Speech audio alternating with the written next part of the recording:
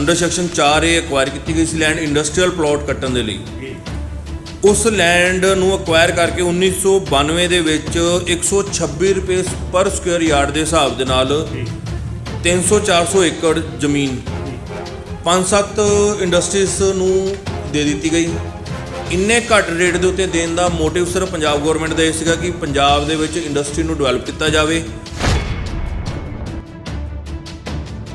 ਜਿਹੜੇ ਅਸੀਂ media reports ਦੇਖੀਆਂ ਨੇ ਉਹਦੇ ਵਿੱਚ ਸਾਨੂੰ ਇਹ ਪਤਾ ਲੱਗਿਆ ਕਿ ਉਹਨਾਂ ਨੇ ਉਹ ਜਿਹੜੇ ਇੰਡਸਟਰੀਅਲ ਪਲਾਟ ਸੀ ਉਹਨਾਂ ਦੇ ਉੱਤੇ ਫਲੈਟ ਬਣਾ ਕੇ ਉਹ ਅੱਗੇ ਕਈ ਲੱਖ ਰੁਪਏ ਦੇ ਹਿਸਾਬ ਨਾਲ ਮੋਹਰੇ ਸੇਲ ਕਰਨੇ ਸ਼ੁਰੂ ਕਰ ਦਿੱਤੇ ਨੇ।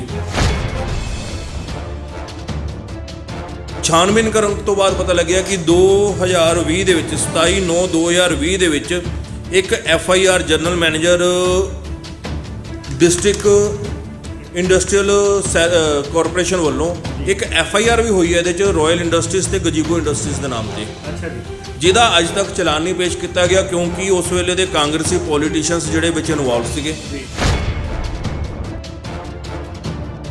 ਇਹ ਲੈਂਡ ਜਿਹੜੀ ਇੰਡਸਟਰੀ ਨੂੰ ਦਿੱਤੀ ਜਾ ਰਹੀ ਹੈ ਉਹ ਇਹ ਲੈਂਡ ਨੂੰ ਅੱਗੇ ਕਿਤੇ ਵੀ ਟ੍ਰਾਂਸਫਰ ਨਹੀਂ ਕਰ ਸਕਦੀ, ਕਿਸੇ ਨੂੰ ਸੇਲ ਨਹੀਂ ਕਰ ਸਕਦੀ। ਕਿਸੇ FIR 'ਚ ਲਿਖਿਆ ਹੋਇਆ ਇਹ FIR ਦੇ ਵਿੱਚ ਜਿਹੜੀ ਕੰਪਲੇਂਟ ਜਨਰਲ ਮੈਨੇਜਰ DIC ਵੱਲੋਂ ਥਾਣੇ ਨੂੰ ਦਿੱਤੀ ਗਈ ਸੀਗੀ ਔਰ ਉਹਦੇ ਤੇ ਬਕਾਇਦਾ ਪੰਜਾਬ ਦੇ ਐਡਵੋਕੇਟ ਜਨਰਲ ਵੱਲੋਂ ਰਿਕਮੈਂਡੇਸ਼ਨ ਹੋਈ ਹੈ FIR ਲਈ ਪੁਲਿਸ ਨੂੰ।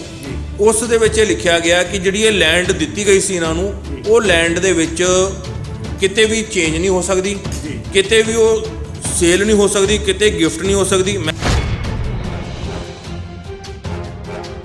CLU ਜਿਹੜਾ ਅਫਸਰ ਵੀ ਕਰੇਗਾ ਉਸ ਅਫਸਰ ਦੇ ਉੱਤੇ ਕਾਰਵਾਈ ਹੋਏਗੀ। ਇਹ CLU ਜੇ ਹੋਣ ਦੀ ਕੋਸ਼ਿਸ਼ ਕੋਈ ਕਰਦਾ, ਕਰਾਉਣ ਦੀ ਕੋਸ਼ਿਸ਼ ਕਰਦਾ ਜਾਂ ਹੁੰਦਾ, ਇਹ ਲੈਂਡ ਵਾਪਸ ਉਸ ਫਾਰਮਰ ਨੂੰ ਆ ਜਾਏਗੀ ਜਿਹਦੇ ਕੋਲ ਅਕਵਾਇਰ ਕੀਤੀ ਗਈ ਹੈ ਔਰ ਬਿਲਕੁਲ ਉਸੇ ਕੰਡੀਸ਼ਨ ਵਿੱਚ ਵਾਪਸ ਜਾਏਗੀ ਜਿਸ ਕੰਡੀਸ਼ਨ 'ਚ ਉਹਦੇ ਕੋਲ ਅਕਵਾਇਰ ਕੀਤੀ ਗਈ ਸੀ। ਚੰਡੀਗੜ੍ਹ ਰੋਡ ਤੇ ਜਾਂਦੇ ਹੋ ਓਸਵਾਲ ਨੇ ਔਰ ਜਿਹੜੇ ਇਹਨਾਂ ਦੇ ਨਾਲ ਦੇ ਇੰਡਸਟਰੀਜ਼ ਵਾਲੇ ਨੇ ਉਹਨਾਂ ਨੇ ਕੀ ਕੀਤਾ ਕਿ ਉਹ 50-50 100 ਏਕੜ ਜਿਹੜੀ 126 ਰੁਪਏ ਗੱਜ ਦੇ ਹਿਸਾਬ ਨਾਲ ਅਲੋਟ ਕਰਾ ਲਈ, ਜਿਹਦੇ ਪੈਸੇ ਇਹਨਾਂ ਨੇ 20 ਸਾਲ ਦੇ ਵਿੱਚ ਦੇਣੇ ਸੀ। ਤੁਸੀਂ ਇਹ ਦੇਖੋ ਕਿ 126 ਰੁਪਏ ਵੀ ਇੱਦਾਂ ਦੀਆਂ ਇੰਡਸਟਰੀਆਂ 20 ਸਾਲ ਦੀਆਂ ਕਿਸ਼ਤਾਂ 'ਚ ਦੇ ਕੇ ਹਟੀਆਂ ਨੇ, ਜਿਨ੍ਹਾਂ ਨੇ ਕੈਸ਼ ਪੇਮੈਂਟ ਵੀ ਨਹੀਂ ਕੀਤੀ ਫਾਰਮਰਸ ਨੂੰ ਔਰ ਅੱਜ ਵੀ ਉਹ ਫਾਰਮਰਸ ਦੇ ਕੇਸ ਚੱਲਦੇ ਪਏ ਨੇ।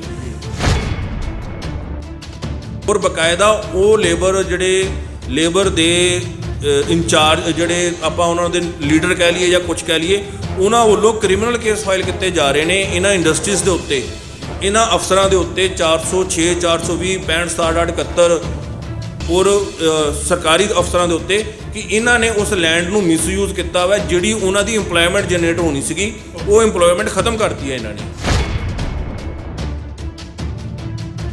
ਸਿਰਫ ਉਸ ਜਿਸ ਬੰਦੇ ਨੂੰ ਉਹ ਲੈਂਡ ਦਿੱਤੀ ਗਈ ਰਿਤੇਸ਼ ਇੰਡਸਟਰੀਜ਼ ਨੂੰ ਜਾਂ ਰਾਇਲ ਇੰਡਸਟਰੀਜ਼ ਨੂੰ ਜਾਂ ਏਵਨ ਨੂੰ ਓਸਵਾਲ ਨੂੰ ਜਾਂ ਕਿਸੇ ਹੋਰ ਨੂੰ, ਉਹਦਾ ਮੋਟਿਵ ਸਿਰਫ ਇਹ ਨਹੀਂ ਸੀਗਾ ਕਿ ਉਹਨਾਂ ਨੂੰ ਲੈਂਡ ਦਿੱਤੀ ਜਾ ਰਹੀ ਹੈ 50 ਏਕੜ ਦੇ ਉਹਨਾਂ ਨੂੰ ਮਾਲਕ ਬਣਾਇਆ ਜਾ ਰਿਹਾ। ਉਹਦੇ ਪਿੱਛੇ ਮੋਟਿਵ ਸੀ ਕਿ ਉਹ ਗਰੀਬ ਲੇਬਰ ਜਿਹੜੀ ਲੁਧਿਆਣੇ ਵਿੱਚ ਆ ਕੇ ਵਸੀ ਹੋਈ ਹੈ, ਲੁਧਿਆਣੇ 'ਚ ਕੰਮ ਕਰ ਰਹੀ ਹੈ, ਜਿਨ੍ਹਾਂ ਨੇ ਆਪਣਾ ਘਰ ਚਲਾਉਣਾ ਹੈ, ਉਹਨਾਂ ਨੂੰ ਇੰਪਲੋਇਮੈਂਟ ਦੇਣ ਦਾ ਉਹਦਾ ਮੋਟਿਵ ਸੀਗਾ, ਉਸ ਜ਼ਮੀਨ ਦੇਣ ਦਾ। ਜਿਹਦੇ ਤੋਂ ਅਕਵਾਇਰ ਹੋਈ ਹੈ ਉਹਨੂੰ ਵਾਪਸ ਸੇਮ ਕੰਡੀਸ਼ਨ 'ਚ ਜਾਏਗੀ ਜਿਸ ਕੰਡੀਸ਼ਨ 'ਚ ਉਸ ਕੋਲੋਂ ਅਕਵਾਇਰ ਕੀਤੀ ਗਈ ਸੀ। ਔਰ ਇਹ ਬਿਲਕੁਲ ਕਲੀਅਰ ਕੱਟ ਸੁਪਰੀਮ ਕੋਰਟ ਦੇ ਆਰਡਰਸ ਨੇ, ਇਹ ਅਲੱਗ-ਅਲੱਗ ਆਰਡਰਸ ਨੇ ਸੁਪਰੀਮ ਕੋਰਟ ਦੇ। ਇਹ ਮੈਂ ਤੁਹਾਨੂੰ ਦਿਖਾਉਣਾ, ਮੈਂ ਤੁਹਾਨੂੰ ਇਹਦੇ ਬਕਾਇਦਾ ਪ੍ਰਿੰਟ ਕੱਢ ਕੇ ਦੇ ਦਾਂਗਾ। ਇਹ ਸੁਪਰੀਮ ਕੋਰਟ ਨੇ ਹਰ ਆਰਡਰ ਦੇ ਵਿੱਚ ਕਲੀਅਰ ਕੀਤਾ ਹੋਇਆ ਹੈ ਕਿ ਕਿਤੇ ਵੀ ਇਹ ਜਗ੍ਹਾ ਵਾਪਸ ਉਸੇ ਫਾਰਮਰ ਨੂੰ ਜਾਏਗੀ ਜਾਂ ਉਸੇ ਬੰਦੇ ਨੂੰ ਜਾਏਗੀ ਜਿਹਦੇ ਕੋਲ ਅਕਵਾਇਰ ਕੀਤੀ। ਤੁਸੀਂ ਅੱਜ ਮੰਗ ਖੜੀ ਕਰ ਦਿੱਤੀ ਕਿ ਉਹ ਜਗ੍ਹਾ ਜਿਹੜੀ ਯੂਜ਼ ਨਹੀਂ ਹੋਈ, ਉਹਦਾ ਪਰਪਸ ਡਿਫੀਟ ਹੋ ਗਿਆ ਹੈਗਾ ਤੇ ਉਹ ਤੁਹਾਨੂੰ ਦਿੱਤੀ ਜਾਏ, ਫਿਰ ਉਹ ਤੁਹਾਨੂੰ ਕਿੱਦਾਂ ਮਿਲ ਜਾਏਗੀ? ਉਹ ਇੰਡਸਟਰੀ ਲਈ ਹੋਇਆ ਸੀ ਪਲਾਟ ਜੀ, ਜਿਹੜੇ ਇਹ 775 ਏਕੜ ਸੇਮ ਰੇਟ ਤੇ ਮਿਲੇਗੀ? ਬਿਲਕੁਲ ਸੇਮ ਰੇਟ ਤੇ ਮਿਲਣੀ ਚਾਹੀਦੀ ਹੈ। ਜੇ 126 ਰੁਪਏ ਗੱਜ ਉਸ ਵੇਲੇ ਮਿਲੀ ਹੈ ਤੇ ਜਦੋਂ ਉਹਨਾਂ ਤੋਂ ਵਾਪਸ ਲਿੱਤੀ ਜਾਏਗੀ ਤੇ ਉਸੇ ਰੇਟ ਤੇ ਮਿਲਣੀ ਚਾਹੀਦੀ ਹੈ। ਤੁਹਾਡੇ ਨਾਲ ਕੋਈ ਸੱਟ ਕੱਟ ਹੋ ਜਾਂਦੀ, ਕੋਈ ਮੂੰਹ ਲਿਹਾਜ਼ ਹੋ ਜਾਂਦਾ, ਕੋਈ ਰਿਸ਼ਤੇਦਾਰੀ ਕੱਢ ਦਿੰਦੇ, ਜਾਣ ਪਛਾਣ ਕੱਢ ਦਿੰਦੇ, ਉਸ ਦਿਨ ਖੁਰਮੀ ਜੀ ਦੀ ਵੀ ਕੋਈ ਕੰਡੀਸ਼ਨਸ ਬਦਲ ਜਾਣਗੀਆਂ। ਖੁਰਮੀ ਜੀ ਕਿਉਂਕਿ ਖੁਦ ਐਡਵੋਕੇਟ ਆ, ਉਹ ਕਹਿਣਗੇ ਨਹੀਂ ਸੰਦੀਪ ਜੀ ਲਾਅ ਤਾਂ ਇਹੀ ਸੀਗਾ, ਮੈਂ ਆਹ ਐਂਗਲ ਦੇਖਣਾ ਭੁੱਲ ਗਿਆ ਸੀਗਾ, ਆਹ ਐਂਗਲ ਦੇ ਹਿਸਾਬ ਨਾਲ ਉਹਨਾਂ ਨੇ ਜੋ ਕੀਤਾ ਠੀਕ ਕੀਤਾ। ਨਮਸਕਾਰ, ਮੈਂ ਸੰਦੀਪ ਸ਼ਰਮਾ ਇੱਕ ਵਾਰੀ ਫਿਰ ਤੁਹਾਡੇ ਨਾਲ ਰੂਬਰੂ ਹੋ ਰਿਹਾ ਖਾਸ ਮੁਲਾਕਾਤ ਪ੍ਰੋਗਰਾਮ ਦੇ ਵਿੱਚ। ਸੋ ਲਗਾਤਾਰ ਦੋਸਤੋ ਅਸੀਂ ਆਵਾਜ਼ ਚੱਕ ਰਹੇ ਹਾਂ ਜਿਹੜਾ ਇੰਡਸਟਰੀਅਲ ਲੈਂਡ ਦੇ ਉੱਪਰ ਰਿਹਾਇਸ਼ੀ ਫਲੈਟ ਬਣਾਉਣ ਦਾ। ਜੀ ਹਾਂ, ਰਿਤੇਸ਼ ਪ੍ਰਾਪਰਟੀਜ਼ ਐਂਡ ਇੰਡਸਟਰੀਜ਼ ਵੱਲੋਂ ਜਿਹੜਾ ਹੈ ਰਿਹਾਇਸ਼ੀ ਜਿਹੜੇ ਫਲੈਟ ਬਣਾ ਦਿੱਤੇ ਗਏ ਨੇ ਇੰਡਸਟਰੀਅਲ ਲੈਂਡ ਦੇ ਉੱਪਰ। ਗੱਲਬਾਤ ਕਰੀਏ ਤਾਂ ਸੰਜੀਵ ਅਰੋੜਾ ਜਿਹੜੇ ਕਿ ਹੁਣੇ ਆਮ ਆਦਮੀ ਪਾਰਟੀ ਤੋਂ ਰਾਜ ਸਭਾ ਵੱਲੋਂ MP ਵੀ ਬਣੇ ਹੈਗੇ ਆ, ਸੋ ਉਹਨਾਂ ਦਾ ਮਾਮਲਾ ਹੁਣ ਲਗਾਤਾਰ ਜਿਹੜਾ ਤੂਲ ਫੜਦਾ ਜਾ ਰਿਹਾ ਹੈ। ਸੋ ਅੱਜ ਅਸੀਂ ਇਸੇ ਮਾਮਲੇ 'ਚ ਨਵਾਂ ਇੱਕ ਮੋੜ ਆ ਗਿਆ ਹੈ ਜਦੋਂ ਲੁਧਿਆਣਾ ਦੇ ਇੱਕ ਐਡਵੋਕੇਟ ਅਰੁਣ ਖੁਰਮੀ ਜੀ ਨੇ ਕੇਸ ਕਰ ਦਿੱਤਾ ਹੈ। ਜੀ ਹਾਂ, ਕੇਸ ਕਰ ਦਿੱਤਾ ਹੈ ਔਰ ਉਸ ਜਗ੍ਹਾ ਦੀ ਅਲਾਟਮੈਂਟ ਆਪਣੇ ਨਾਮ ਤੇ ਮੰਗੀ ਗਈ ਹੈ। ਸੋ ਆਓ ਜਾਣਦੇ ਹਾਂ ਕਿ ਕੀ ਮਾਮਲਾ ਹੈ, ਕਿੱਦਾਂ ਇਹਨਾਂ ਨੇ ਜਿਹੜਾ ਇਹ ਸਾਰੇ ਮਾਮਲੇ ਦੇ ਵਿੱਚ ਕੇਸ ਕਿੱਦਾਂ ਕਰ ਦਿੱਤਾ, ਇਹਨਾਂ ਕੋਲ ਕੀ ਰਾਈਟ ਸੀਗੇ ਕੇਸ ਕਰਨ ਦੇ। ਸਰ ਨਮਸਕਾਰ ਜੀ। ਨਮਸਕਾਰ ਸੰਦੀਪ ਜੀ, ਮੈਂ ਐਡਵੋਕੇਟ ਅਰੁਣ ਖੁਰਮੀ। ਬਿਲਕੁਲ ਜਿਹੜੀ ਤੁਸੀਂ ਗੱਲ ਦੱਸ ਰਹੇ ਹੈਗੇ ਹੋ ਕਿ ਰਿਤੇਸ਼ ਇੰਡਸਟਰੀਜ਼ ਦੇ ਬਾਰੇ ਪਿਛਲੇ ਕਈ ਸਮੇਂ ਤੋਂ ਮੀਡੀਆ ਰਿਪੋਰਟਸ ਜਿਹੜੀਆਂ ਚੱਲਦੀਆਂ ਪਈਆਂ ਨੇ ਕਿ ਇੱਕ ਜਿਹੜੀ ਲੈਂਡ 775 ਏਕੜ ਕਰੀਬ 1992 ਦੇ ਵਿੱਚ ਪੰਜਾਬ ਗੌਰਮੈਂਟ ਨੇ ਅਕਵਾਇਰ ਕੀਤੀ ਸੀਗੀ ਫਾਰਮਰਸ ਤੋਂ। ਅਕਵਾਇਰ ਕਰਨ ਦਾ ਬਿਲਕੁਲ ਕਲੀਅਰ ਮੋਟਿਵ ਸੀਗਾ, ਨੋਟੀਫਿਕੇਸ਼ਨ ਹੋਇਆ ਸੀਗਾ 1991 ਦੇ ਵਿੱਚ ਤੇ ਅੰਡਰ ਸੈਕਸ਼ਨ 4A ਅਕਵਾਇਰ ਕੀਤੀ ਗਈ ਸੀ ਲੈਂਡ ਇੰਡਸਟਰੀਅਲ ਪਲਾਟ ਕੱਟਣ ਦੇ ਲਈ। ਉਸ ਲੈਂਡ ਨੂੰ ਅਕਵਾਇਰ ਕਰਕੇ 1992 ਦੇ ਵਿੱਚ 126 ਰੁਪਏ ਪਰ ਸਕੁਅਰ ਯਾਰਡ ਦੇ ਹਿਸਾਬ ਦੇ ਨਾਲ 300-400 ਏਕੜ ਜ਼ਮੀਨ 5-7 ਇੰਡਸਟਰੀਜ਼ ਨੂੰ ਦੇ ਦਿੱਤੀ ਗਈ। ਇੰਨੇ ਘੱਟ ਰੇਟ ਦੇ ਉੱਤੇ ਦੇਣ ਦਾ ਮੋਟਿਵ ਸਿਰਫ ਪੰਜਾਬ ਗੌਰਮੈਂਟ ਦਾ ਇਹ ਸੀਗਾ ਕਿ ਪੰਜਾਬ ਦੇ ਵਿੱਚ ਇੰਡਸਟਰੀ ਨੂੰ ਡਿਵੈਲਪ ਕੀਤਾ ਜਾਵੇ, ਪੰਜਾਬ ਦੇ ਵਿੱਚ ਜਿਹੜੀ ਹੈਗੀ ਹੈ ਗਰੀਬ ਬੰਦੇ ਉਹਨਾਂ ਨੂੰ ਨੌਕਰੀ ਮਿਲੇ, ਇੰਪਲੋਇਮੈਂਟ ਜਨਰੇਟ ਕੀਤੀ ਜਾਵੇ, ਇਕਨੋਮੀ ਦੀ ਗਰੋਥ ਹੋਵੇ। ਕਿਉਂਕਿ ਜਦੋਂ ਇੰਡਸਟਰੀ ਲੱਗੇਗੀ ਪੰਜਾਬ ਦੀ ਇਕਨੋਮੀ ਗਰੋ ਹੋਏਗੀ। ਹਰ ਚੀਜ਼ ਦੇ ਫਾਇਦਾ ਦੇਖ ਕੇ ਪੰਜਾਬ ਗੌਰਮੈਂਟ ਨੇ ਕਿਸਾਨਾਂ ਤੋਂ ਅਕਵਾਇਰ ਕਰਕੇ ਜ਼ਮੀਨ with the motive of industrial plot ਕੱਟਣ ਦੇ ਲਈ ਉੱਥੇ ਦਿੱਤੀ ਸੀਗੀ।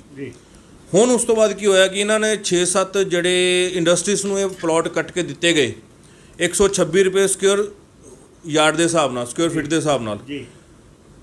ਉਹਨਾਂ ਨੇ ਜਿਹੜੇ ਅਸੀਂ ਮੀਡੀਆ ਰਿਪੋਰਟਸ ਦੇਖੀਆਂ ਨੇ ਉਹਦੇ ਵਿੱਚ ਸਾਨੂੰ ਇਹ ਪਤਾ ਲੱਗਿਆ ਕਿ ਉਹਨਾਂ ਨੇ ਉਹ ਜਿਹੜੇ ਇੰਡਸਟਰੀਅਲ ਪਲਾਟ ਸੀ ਉਹਨਾਂ ਦੇ ਉੱਤੇ ਫਲੈਟ ਬਣਾ ਕੇ ਉਹ ਅੱਗੇ ਕਈ ਲੱਖ ਰੁਪਏ ਦੇ ਹਿਸਾਬ ਨਾਲ ਮੋਹਰੇ ਸੇਲ ਕਰਨੇ ਸ਼ੁਰੂ ਕਰ ਦਿੱਤੇ ਨੇ।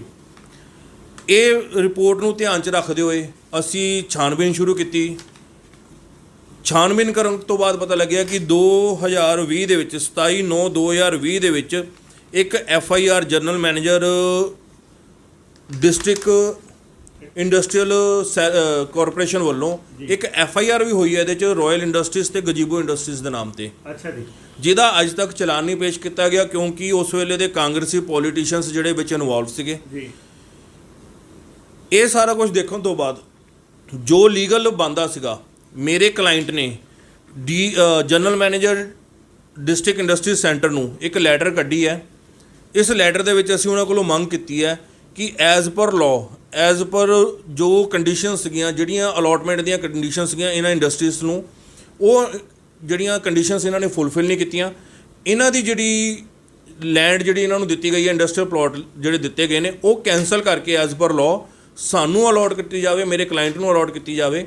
ਉਹ ਅਲਾਟ ਕਰਕੇ ਉਹ ਆਪਣੀ ਇੰਡਸਟਰੀ ਲਗਾਉਣਗੇ ਔਰ ਵਿਦਿਨ ਸਟਿਪੂਲੇਟਡ ਟਾਈਮ ਜਿਹੜਾ ਪੰਜਾਬ ਗੌਰਮੈਂਟ ਨੇ ਉਸ ਵੇਲੇ ਦਿੱਤਾ ਸੀ ਉਹੀ ਸਾਨੂੰ ਹੁਣ ਦੇਵੇ।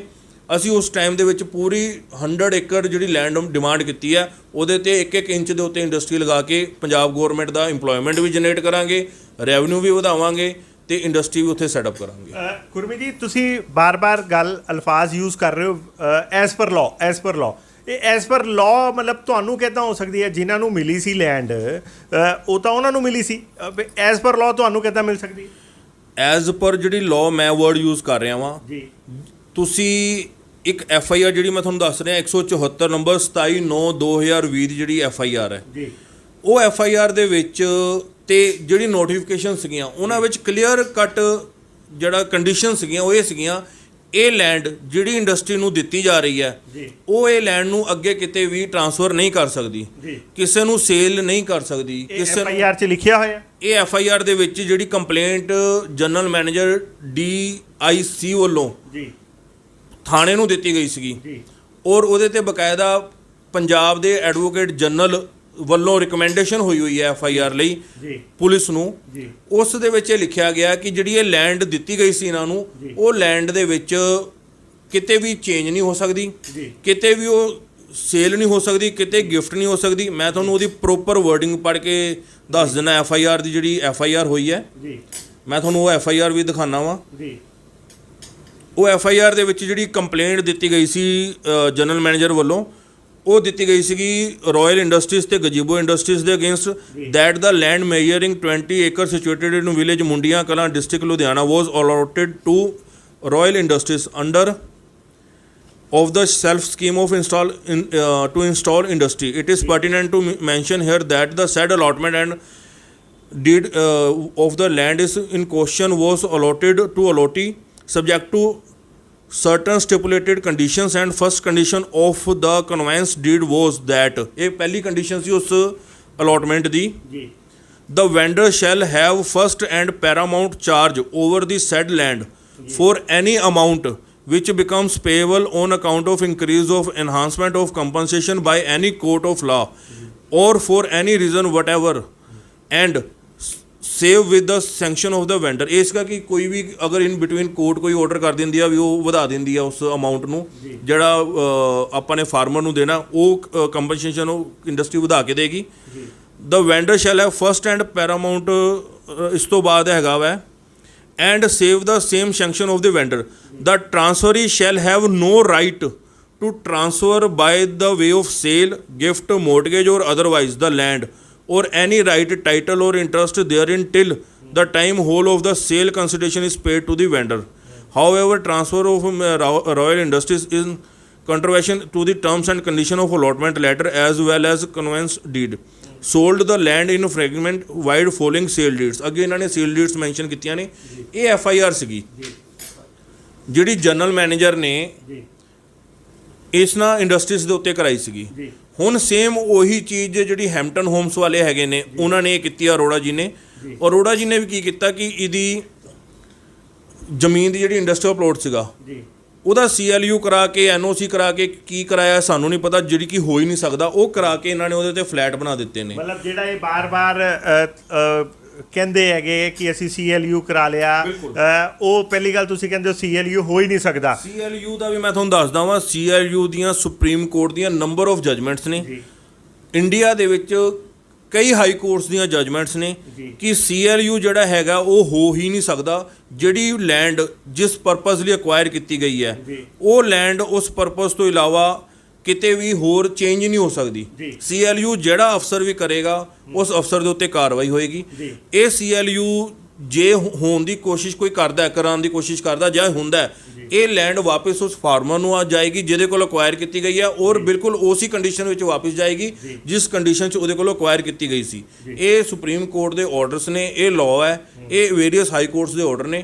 ਅਸੀਂ ਉਹੀ ਆਰਡਰਸ ਨੂੰ ਤੇ DIC ਦੀ ਇਸ FIR ਨੂੰ ਮੋਰੇ ਆਪਣੀ ਐਪਲੀਕੇਸ਼ਨ ਦੇ ਵਿੱਚ ਮੇਰੇ ਕਲਾਇੰਟ ਵੱਲੋਂ ਫਰੇਮ ਕਰਕੇ ਅਸੀਂ 100 ਏਕੜ ਜ਼ਮੀਨ ਮੰਗੀ ਆ ਉਹਦੇ ਚੋਂ ਕਿ ਜਿਹੜੀ ਇੰਡਸਟਰੀਅਲ ਪਲਾਟ ਇਹਨਾਂ ਨੇ ਲਿੱਤੇ ਸੀਗੇ ਇੰਡਸਟਰੀ ਲਈ ਉਹਦੇ ਤੇ ਹੁਣ ਜਿਹੜੇ ਫਲੈਟ ਬਣਾ ਰਹੇ ਨੇ ਜਾਂ ਇਹ ਕੱਟ ਕੇ ਸੇਲ ਕਰ ਰਹੇ ਨੇ ਉਹ ਇੰਡਸਟਰੀ ਪਲਾਟ ਇਹਨਾਂ ਕੋਲੋਂ ਵਾਪਸ ਲੈ ਕੇ ਸਾਨੂੰ ਇੰਡਸਟਰੀ ਲਗਾਉਣ ਲਈ ਉਹ ਪਲਾਟ ਮੁਹੱਈਆ ਕਰਾਇਆ ਜਾਵੇ। ਪਰ ਸਰ ਇਹਨਾਂ ਨੂੰ ਤਾਂ ਟੋਟਲ ਜੇ ਆਪਾਂ ਜਿਹੜੇ ਰਿਤੇਸ਼ ਪ੍ਰਾਪਰਟੀਜ਼ ਐਂਡ ਇੰਡਸਟਰੀ ਜਿਹੜੇ ਕਿ MP ਸਾਹਿਬ ਨੂੰ ਜਿਹੜੇ ਸੰਜੀਵ ਅਰੋੜਾ ਜੀ ਨੂੰ ਅਲਾਟ ਹੋਇਆ ਸੀ ਉਹ ਤਾਂ ਸਿਰਫ ਲਗਭਗ 40 ਏਕੜ ਸੀਗੀ। ਫਿਰ 40 ਏਕੜ ਚੋਂ 100 ਏਕੜ ਕਿੱਦਾਂ ਮਿਲ ਜੂਗੀ? ਜਿਹੜੀ ਅਰੋੜਾ ਜੀ ਨੂੰ ਸੰਜੀਵ ਅਰੋੜੇ ਦੇ ਨਾਮ ਤੇ ਕੁਛ ਨਹੀਂ ਅਲਾਟਮੈਂਟ ਉਹਨਾਂ ਦੇ ਫਾਦਰ ਦੇ ਸ਼ਾਇਦ ਨਾਮ ਤੇ ਹੈਗੀ ਆ ਅਰੋੜਾ ਜੀ ਨੂੰ ਅਲਾਟਮੈਂਟ ਹੈਗੀ ਹੈ। ਅਲਾਟਮੈਂਟ ਜਿਹੜੀ ਕੰਪਨੀ ਦੇ ਨਾਮ ਤੇ ਰਿਤੇਸ਼ ਪ੍ਰਾਪਰਟੀਜ਼ ਦੇ ਨਾਮ ਤੇ ਹੈ। ਕੰਪਨੀ ਉਹਦੇ ਚ A1 ਸਾਈਕਲ ਵੀ ਹੈ ਹੀਰੋ ਵੀ ਹੈ ਓਸਵਾਲ ਵੀ ਹੈ। ਇਹ ਟੋਟਲ 775 ਏਕੜ ਲੈਂਡ ਸੀ ਜਿਹੜੀ ਅਕਵਾਇਰ ਹੋਈ ਸੀਗੀ। 775 ਏਕੜ ਲੈਂਡ ਦੇ ਵਿੱਚੋਂ ਜਿਹੜੀ 300 400 350 ਏਕੜ ਲੈਂਡ 775 ਦੇ ਵਿੱਚੋਂ 6 ਇੰਡਸਟਰੀਜ਼ ਨੂੰ 7 ਨੂੰ ਅਲਾਟ ਹੋਈ ਸੀਗੀ 50 100 20 ਏਕੜ ਕਰਕੇ। ਉਹਦੇ ਚੋਂ ਰਿਤੇਸ਼ ਇੰਡਸਟਰੀਜ਼ ਨੇ 40 ਕੇ 50 ਏਕੜ ਅਸੀਂ ਸਾਰੇ ਡਾਕੂਮੈਂਟ ਕਲੈਕਟ ਕਰਾ ਲਏ ਨੇ ਤੇ ਜਿਹੜੇ ਰਹਿ ਗਏ ਨੇ ਉਹ ਹੋ ਰਹੇ ਨੇ। 40-50 ਏਕੜ ਰਿਤੇਸ਼ ਇੰਡਸਟਰੀਜ਼ ਨੂੰ ਅਲਾਟ ਹੋਈ ਸੀ। 20 ਏਕੜ ਰਾਇਲ ਇੰਡਸਟਰੀਜ਼ ਦਾ ਇੱਕ ਜਿਹੜਾ FIR ਹੋਈ ਹੈ ਪਲੱਸ ਓਸਵਾਲ ਨੂੰ 100 ਏਕੜ ਹੋਈ ਸੀਗੀ A1 ਸਾਈਕਲ ਨੂੰ ਹੋਈ ਹੈ ਹੀਰੋ ਸਾਈਕਲ ਨੂੰ ਹੋਈ ਹੈ। ਤੁਸੀਂ ਦੇਖਿਆ ਹੋਏਗਾ ਕਿ ਜਦੋਂ ਤੁਸੀਂ ਚੰਡੀਗੜ੍ਹ ਰੋਡ ਤੇ ਜਾਂਦੇ ਹੋ ओसवाल ने और ਜਿਹੜੇ ਇਹਨਾਂ ਦੇ ਨਾਲ ਦੇ ਇੰਡਸਟਰੀਜ਼ ਵਾਲੇ ਨੇ ਉਹਨਾਂ ਨੇ ਕੀ ਕੀਤਾ ਕਿ ਉਹ 50 100 ਏਕੜ ਜਿਹੜੀ 126 ਰੁਪਏ ਗੱਜ ਦੇ ਹਿਸਾਬ ਨਾਲ ਅਲੋਟ ਕਰਾ ਲਈ ਜਿਹਦੇ ਪੈਸੇ ਇਹਨਾਂ ਨੇ 20 ਸਾਲ ਦੇ ਵਿੱਚ ਦੇਣੇ ਸੀ। ਤੁਸੀਂ ਇਹ ਦੇਖੋ ਕਿ 126 ਰੁਪਏ ਵੀ ਇਦਾਂ ਦੀਆਂ ਇੰਡਸਟਰੀਆਂ 20 ਸਾਲ ਦੀਆਂ ਕਿਸ਼ਤਾਂ 'ਚ ਦੇ ਕੇ ਹਟੀਆਂ ਨੇ ਜਿਨ੍ਹਾਂ ਨੇ ਕੈਸ਼ ਪੇਮੈਂਟ ਵੀ ਨਹੀਂ ਕੀਤੀ ਫਾਰਮਰਸ ਨੂੰ ਔਰ ਅੱਜ ਵੀ ਉਹ ਫਾਰਮਰਸ ਦੇ ਕੇਸ ਚੱਲਦੇ ਪਏ ਨੇ। 20 ਸਾਲ ਬਾਅਦ ਵੀ ਉਹਨਾਂ ਨੇ ਉੱਥੇ ਅੱਜ 30 ਸਾਲ ਹੋ ਗਏ ਨੇ 92 ਦੀ ਅਲੋਟਮੈਂਟ ਹੋਈ ਹੈ 2022 ਆ ਗਿਆ 30 ਸਾਲ ਤੋਂ ਬਾਅਦ ਵੀ ਉਹਨਾਂ 100 ਏਕੜ ਦੇ ਵਿੱਚ ਸਿਰਫ 5 7 ਏਕੜ ਦੇ ਇੱਕ ਯੂਨਿਟ ਲਗਾ ਲਿਆ ਦਿਖਾਵੇ ਲਈ ਬਾਕੀ ਸਾਰੇ ਫਾਰਮ ਹਾਊਸ ਬਣਾਏ ਹੋਏ ਨੇ। ਫਾਰਮ ਹਾਊਸ ਪਾਰਕਾਂ ਆਪਣੇ ਪਿਕਨਿਕ ਸਪੋਟ ਕੋਈ ਬਾਹਰੋਂ ਆਉਂਦਾ ਵਾ ਉਹਨਾਂ ਨੂੰ ਰੱਖਣ ਦੇ ਲਈ ਉੱਥੇ ਮਿਊਜ਼ੀਅਮ ਇਹ ਉਹ ਮੈਂ ਕਿ ਹਰ ਉਸ ਇੰਚ ਦਾ ਮਿਸਯੂਜ਼ ਹੋ ਰਿਹਾ ਲੈਂਡ ਦਾ ਜਿਹੜਾ ਇੰਡਸਟਰੀ ਯੂਨਿਟ ਲਗਾਉਣ ਲਈ ਕੀਤਾ ਸੀਗਾ।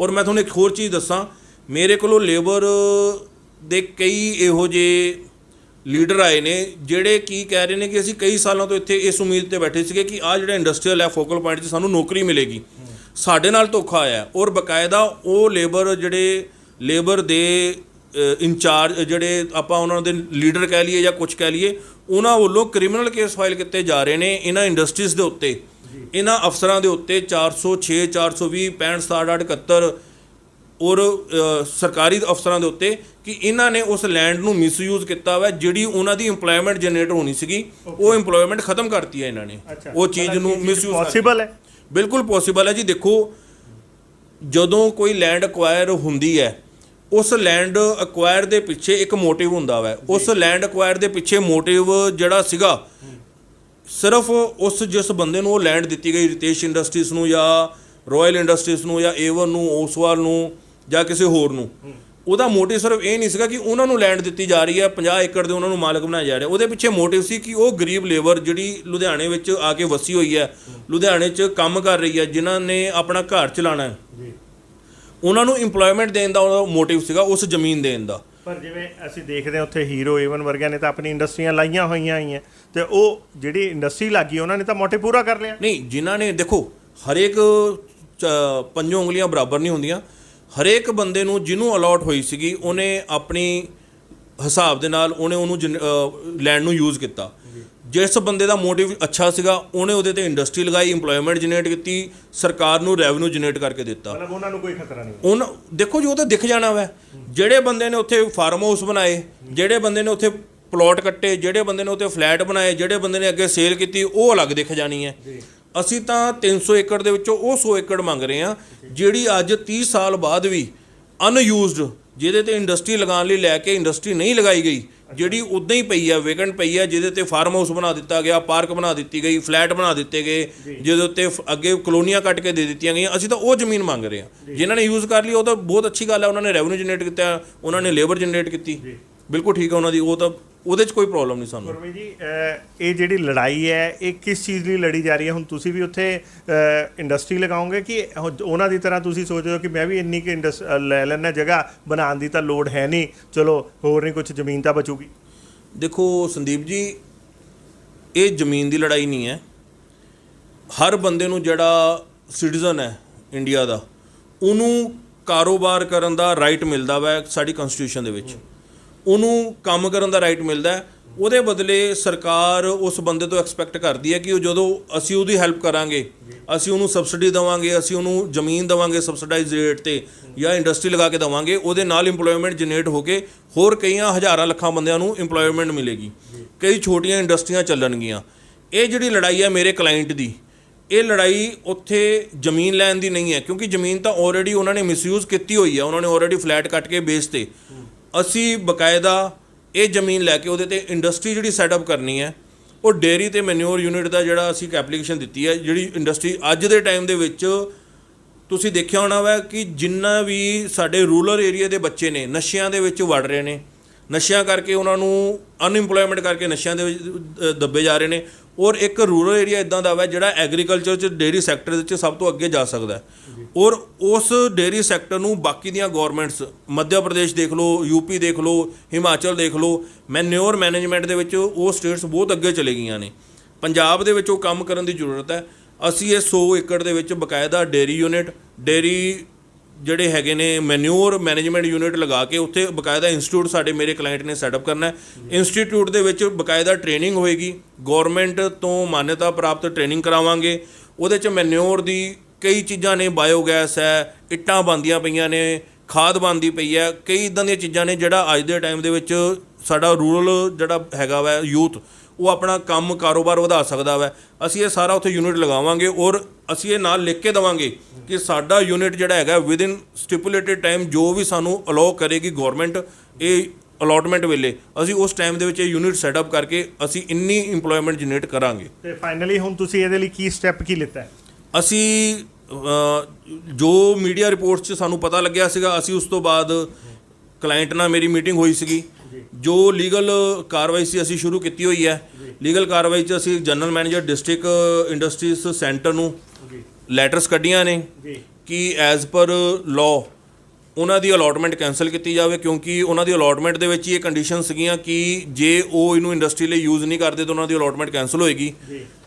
ਅਲਾਟਮੈਂਟ ਕੈਂਸਲ ਕਰਕੇ ਸਾਨੂੰ ਫੋਰ ਇੰਡਸਟਰੀ ਇਹ ਜ਼ਮੀਨ ਅਲਾਟ ਕੀਤੀ ਜਾਵੇ।